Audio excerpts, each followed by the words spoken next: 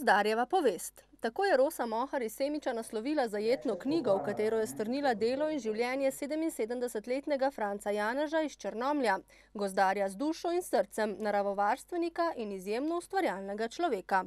To je v bistvu življenjsko delo našega znanega gozdarja Franca Janeža. Pravzaprav zgrajena je iz več delov, večina so pa to vse pravzaprav njegova dela.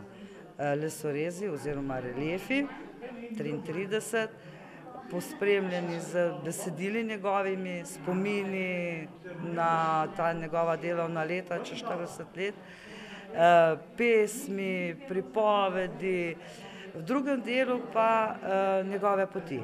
Pri vseh teh poteh belokranjskih, kjer je sodeloval. Se pravi, prva je bila gozdna učna pot, to je njegov otrok v bistvu, potem posledi gozdne železnice, pastirska pot.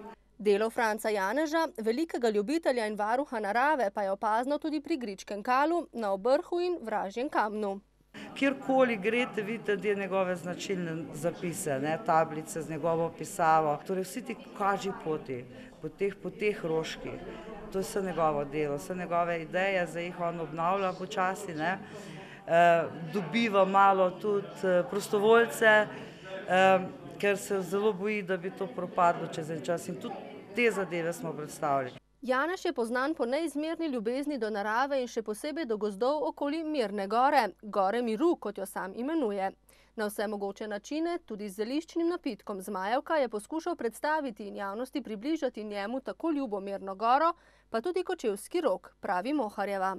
Njegova želja še zdaj je, in to smo hoteli v tej knjigi predstaviti, je, da če vse tisto, kar ni več na planini oziroma okrog planine Mirne gore, od dreves, rastja, živali, da to ostane v njegovih delih, teh njegovih lesorezih, teh njegovih spominih, oziroma vseh teh oznakah, ki so po rogu. Njegova ustvarjalna pot in življenjsko delo pa bosta ostala v zajetni knjigi, bogati s fotografijami, ki jo je nedavno v Semiškem kulturnem centru v pogovoru z Jožico Jožef Bek predstavila Rosa Mohar. V vsej svoji skromnosti pa se predstavitve ni udeležil 77-letni Franc Janež. So pa v njem v knjigi govorili njegovi nekdanji sodelavci, oziroma mladimi gozdarji, ki so šolo, oni so rekli, da so univerzo delali pri profesor doktor, tak naziv so mu dali, je bila kar to stroga vzgoja. Vedno je izžareval veliko zagnanosti in navdušenja in tako mu ni bilo težko pritegniti tudi ostalih sodelavcev. Nikoli ni pokazal niti najmanjše želje, da bi se materialno okoristil, preberemo v intervjujih z njegovimi sodelavci. Svojo ljubeznijo do narave in gozdov pa je okužil tudi avtorico knjige. Gospod Janež in vsi ti gozdarji so meni približali rok oziroma naravo, da zdaj gledamo čisto drugače. Torej jaz in vsi ti moji sodelavci, ki smo delali na terenu. Moharjeva, sicer avtorica več knjig, pravi, da je bilo tokrat njeno delo bolj urejanje kot pisanje, saj je prvi del knjige Janeževo delo. Njegovi spomini in pesmice, ki jih je sam zapisal, pa tudi njegove fotografije, njegovi lesorezi, s katerimi na izviren način upodablja lepote narave na najbolj prvobitnem materialu, lesu.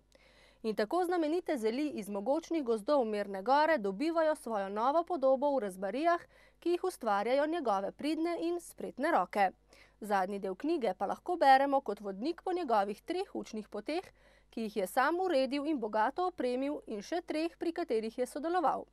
V knjigi zbrane fotografije Franca Janeža in Zvoneta Butale pa kar vabijo v naravo.